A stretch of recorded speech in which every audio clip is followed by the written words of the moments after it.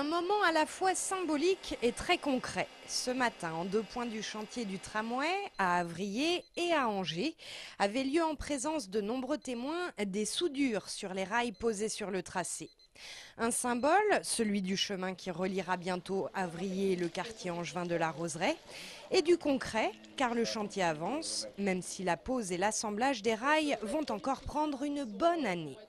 Pour ce qui est des soudures, on a fait 10% des soudures. On doit faire en tout, il y aura 3000 soudures qui seront réalisées le long des 12,5 km de la ligne. Le plus long reste à faire, c'est-à-dire que mettre tous les rails en continuité, faire en sorte que les stations soient prêtes, faire en sorte que le centre de maintenance qui est pratiquement fini soit vraiment mis en place.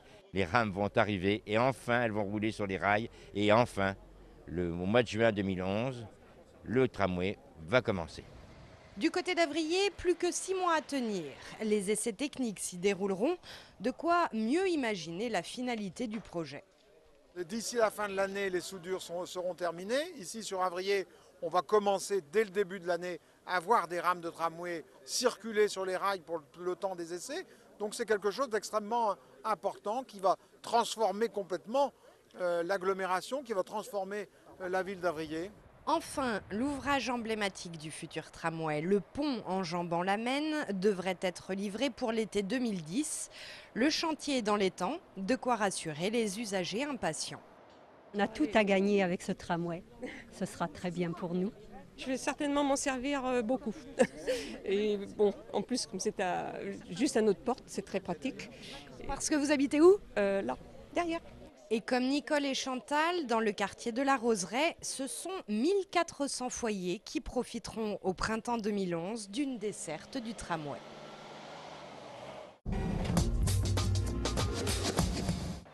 C'est un chiffre qui pose question. Depuis février 2008, selon les organisations syndicales, 22 salariés de France Télécom se sont donné la mort à cause de la dégradation de leurs conditions de travail. Hier à Troyes, l'un d'entre eux s'est d'ailleurs gravement blessé avec un poignard en pleine réunion. Ce jeudi, les syndicats avaient donc organisé une journée d'action avec notamment un rassemblement en milieu de matinée devant la direction de l'unité d'intervention à Angers. Pour la CGT, la solution à ce problème passe notamment par de nouvelles embauches. Il faut recruter. On pousse les gens à partir de France Télécom d'une façon ou d'une autre, en retraite, dans la fonction publique ou partir dans le privé. Et on n'embauche pas à la place. Ici à Angers, les syndicats évoquent une direction sensible à ces difficultés, mais sans véritable marge de manœuvre. La limite est vite trouvée dans la mesure où la direction locale, notamment celle de l'UIPL, nous dit on veut bien faire quelque chose, mais de toute façon il faut qu'on applique les directives nationales. A noter que pour sensibiliser le grand public, les salariés de France Télécom ont également manifesté dans le centre-ville d'Angers en fin de matinée. Des statuettes d'anges par milliers.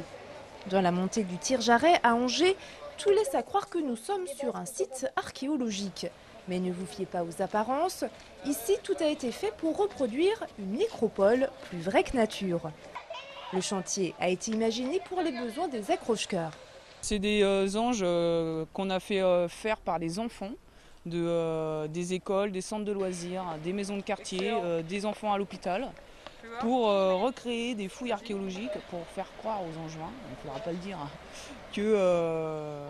que en fait, les anges étaient là depuis 2000 ans, que dans le passé, il y a déjà eu des combats anges contre démons, quoi. Donc là, c'est la nécropole des anges et il y a aussi la nécropole des démons qui va être place du ralliement. 2000 statuettes ont été fabriquées pour l'occasion. Pour tromper les passants, tout a été soigneusement réfléchi, depuis l'emplacement des anges jusqu'à leur apparence. On a aussi pour mission de les aligner pour qu'on ait l'impression qu'il y a une organisation derrière tout ça et de les patiner. Parce qu'en fait on les reçoit d'une couleur assez claire et pour vraiment montrer l'impression que ces statuettes-là sortent de terre, on est obligé de passer un petit coup de patine dessus pour leur donner quelques milliers d'années.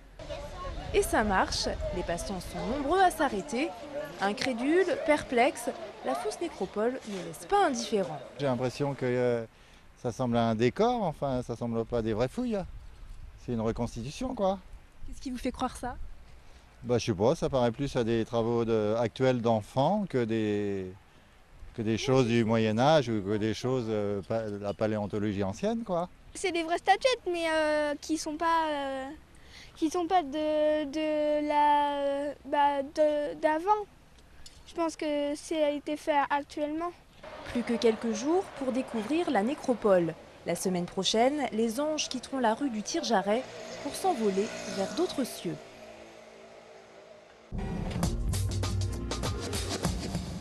Coup dur pour le handballeur Julien Delabretèche. Le joueur d'Angers-Noyant s'est blessé mardi dans les toutes dernières minutes de l'entraînement. Après avoir passé des examens hier, la sentence est tombée, rupture des ligaments croisés. Pour Julien, la saison est terminée. Malgré ce pépin important, le moral des handballeurs angevins reste bon. De bon augure avant d'entamer la première journée du championnat de France de 2e division. Angers-Noyant rencontrera Gonfreville samedi soir au stade Jean-Bouin.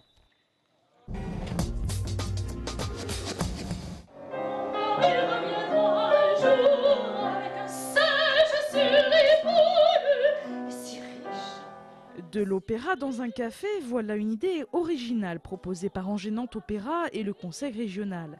À l'occasion des accroche-cœurs, 4 chanteurs et un pianiste proposent de revisiter dans les cafés angevins l'opéra Le Pauvre Matelot.